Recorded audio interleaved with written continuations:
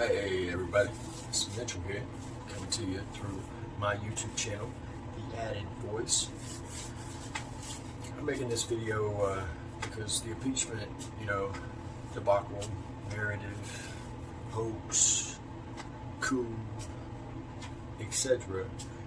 is in full steam, but it's not like, it's not happened like anything else in history. It's been quite partisan and wrong. I mean, there's been a lot of lies told, there's been a lot of things said that just don't hold up. Yet, despite some people's determination to out the people who lie and push a narrative that has yet to show itself, despite their resilience, it's just not enough people pushing. And what really hurts the people that do care about this country and do in fact like the president is the fact that most of the media that you watch doesn't care. They don't try to hold a center line when it comes to politics. You know exactly who they are and what they go for. And it's just, they're always pushing out partisan ideologies. They're not giving you the whole truth. They're not being objective. And they're telling you to believe in something that, in most cases, ain't even true. So throughout this video, I'm going to play some clips. I'm going to play some clips from Adam Schiff and his parody of the transcript, where he said all his lies. The whole thing he said was a lie. And so what happened on that call? Zelensky begins by ingratiating himself, and he tries to enlist the support of the president. He expresses his interest in meeting with the president and says his country wants to acquire more weapons from us to defend itself. And what is the president's response? Well, it reads like a classic organized crime shakedown. Shorn of its rambling character and in not so many words, this is the essence of what the president communicates. We've been very good to your country, very good. No other country has done as much as we have. But you know what? I don't see much reciprocity here. I hear what you want. I have a favor I want from you, though. And I'm going to say this only 7 times, so you better listen good. I want you to make up dirt on my political opponent, understand lots of it. On this and on that, I'm going to put you in touch with people, not just any people. I'm going to put you in touch with Attorney General of the United States, my Attorney General, Bill Barr. He's got the whole weight of the American law enforcement behind him. And I'm going to put you in touch with Rudy. You're going to love him, trust me. You know what I'm asking, and so I'm only going to say this a few more times, in a few more ways. And by the way, don't call me again. I'll call you when you've done what I asked. This is, in character, what the president was trying to communicate. After that, I'm going to play some more Democrats calling for impeachment, along with Nancy Pelosi saying we impeached him. Mr. President, you need to be impeached. The American people have put up with this president long enough. On top of all that he has done, his alignment with Russia and Putin.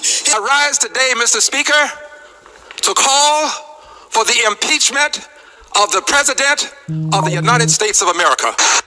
I do not do this for political purposes, Mr. Speaker. Now, the president is impeached. We're not having that discussion. We have done what we have set out to do.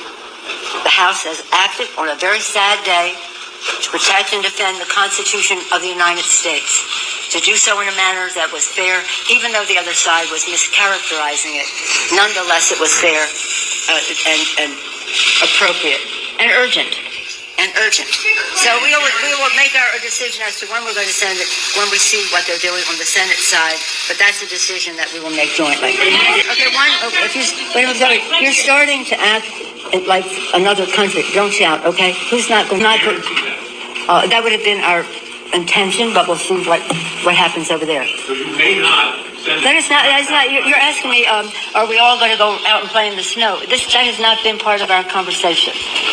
That has not been part of our conversation. Yeah. Is there occasion since you have raised the prospect of not sending the articles over? No, I never raised the prospect.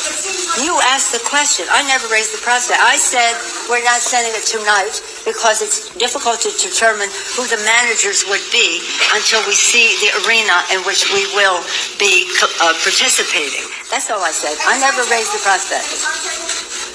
Well, we'll see when they come forward at the. It's up to the Senate to say what their rules will be. Because it is, this is a serious matter.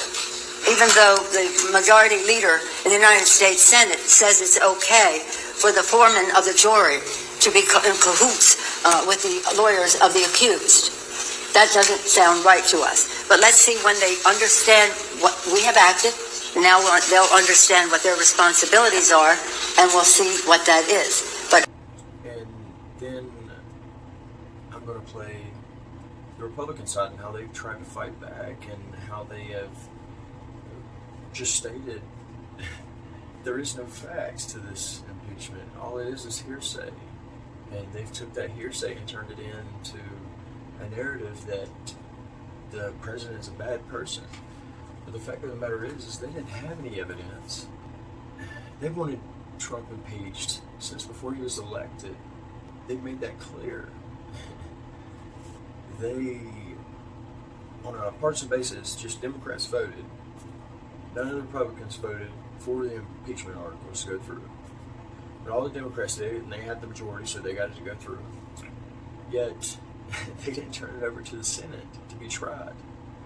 So, and it leaves people questioning, is this even an impeachment?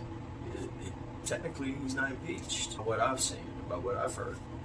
Because to start to be impeached, you have to then give him to the Senate so they can hold the court. Because if you hadn't given him to the Senate, then technically he's not impeached because you hadn't gave the process over to the Senate to try him and, if needed, remove him. The media, you should hold the Democrats to the standard that they set for themselves, not the standard they set back in 1998 when Jerry Nadler said that impeachment would have to be supported by substantially a bipartisan group to be legitimate. Look at the standard they set for themselves just a few months ago. Democrats said that the evidence would have to be overwhelming, and yet in hearing after hearing, the evidence they presented was either hearsay, speculation and conjecture, or the result of a policy disagreement about how to treat the Ukraine. Democrats promised that after public hearings, there would be some newfound animated public support for impeachment. The reality is they failed to meet their burden. And so now, with no bipartisanship, matter of fact, the only bipartisan vote will be a bipartisan vote against impeachment, with no direct evidence, with no enhanced public support for impeachment, Democrats will continue to visit the opportunity costs for this division on our country. As Republicans, we would like to work on infrastructure, on asylum reform, on policy changes that will actually impact the quality of life for our constituents. But for Democrats, impeachment is their drug, it is their obsession, it is their total focus, and it is deeply disappointing that they failed to meet the standard that they set for themselves. Strikes the reference to Joe Biden as the center of the proposed investigation and replaces it with the true topic of the investigation, Burisma and Hunter Biden. An essential element of the Democrats' case on abuse of power is that the Bidens did nothing wrong. It can only be an abuse of power and not a correct use of power if the president was pursuing something under which there was no reasonable basis to ask a question about Hunter Biden and Burisma. Hunter Biden and Burisma, well, that's an interesting story. And I think just about every American knows there's something up with that. $86,000 a month, no experience, working for some foreign government while your dad's the vice president of the United States? Is there anyone who believes this is okay? I know we got a few of my Democrat colleagues maybe run for president or might run for president one day. Would you let your vice president have their son or daughter or family member out moonlighting for some foreign company? Maybe I'll use language familiar to the former vice president. Come on, man. This looks dirty as it is. Hunter Biden was making more than 5 times more than a board member for ExxonMobil. I've heard of that company. And so I went to read up on Hunter Biden, learn a little more about him. I found this very extensive profile in the New Yorker. And here's what it says. Hunter said that at that point, he had not slept for several days. Driving east on Interstate 10 just beyond Palm Springs, he lost control of his car, which jumped the median and skidded to a stop on the shoulder of the westbound side. He called Hertz, which came to collect the damaged car and gave him a second rental. The Hertz rental officer told me he found a crack pipe in the car and on one of the consoles a line of white powder residue. Beau Biden's Attorney General badge was on the dashboard. Hertz called the Prescott Police Department and officers filed a narcotics offense report listing items seized in the car, including a plastic bag containing white powdery substance, a Secret Service business card, credit cards, and Hunter Biden's driver's license. That is what we would call evidence. And I don't want to make light of anybody's substance abuse issues. I know the president's working real hard to solve those throughout the country, but it's a little hard to believe that Burisma hired Hunter Biden to resolve their international disputes when he could not resolve his own dispute with Hertz. We cannot take the risk that the next election will be corrupted through foreign interference solicited by the president, which he is clearly trying to do. He withheld hundreds of millions of dollars to coerce an ally, betray our national security, and try to cheat in the next election. If the Senate Republican majority refuses to discipline him through impeachment, he will be unbounded. And I am gravely concerned about what else he might do between now and the 2020 election. And